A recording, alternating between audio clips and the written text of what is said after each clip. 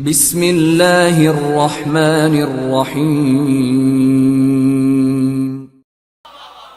अच्छा, इसका मतलब यह है कि अभी तकैया है।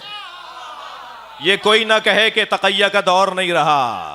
तकैये के दौर को सिर्फ ज़ुहूर का दौर कहा जाता है। तकैया उठने के दौर सिर्फ ज़ुहूर का दौर है।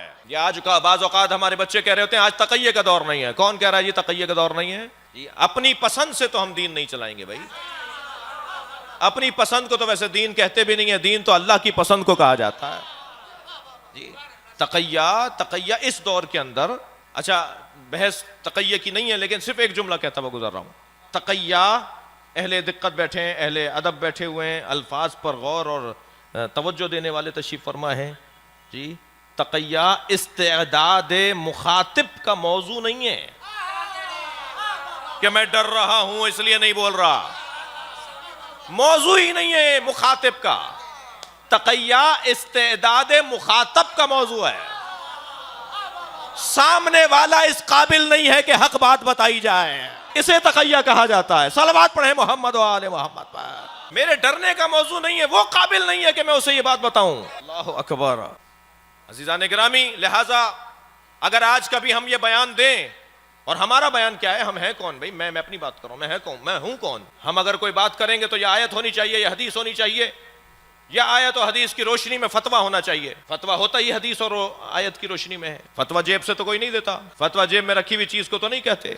फतवा तो इस्तेंबात को कहते हैं, तहकीक को कहते हैं, इज्तिहाद को कहते हैं।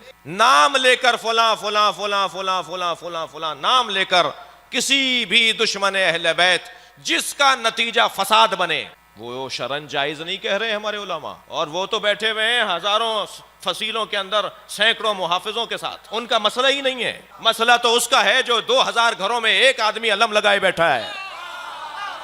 उसे कौन बचाएगा? उसके लिए कौन निजाम देगा?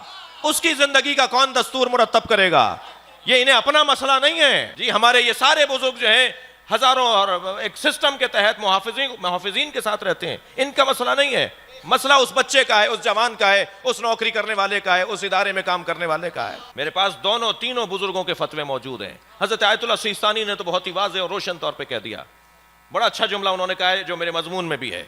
वो फरमाते हैं कि 2 नाम उनसे पूछे गए कि एक बीबी का नाम पूछा गया, एक खातून का जो नबी से वाबस्ता है, और एक पहले 3 शख्सियात में एक का नाम लेकर पूछा गया कि इनके बारे में अलनी नाम लेकर कोई बात कहना कैसा है।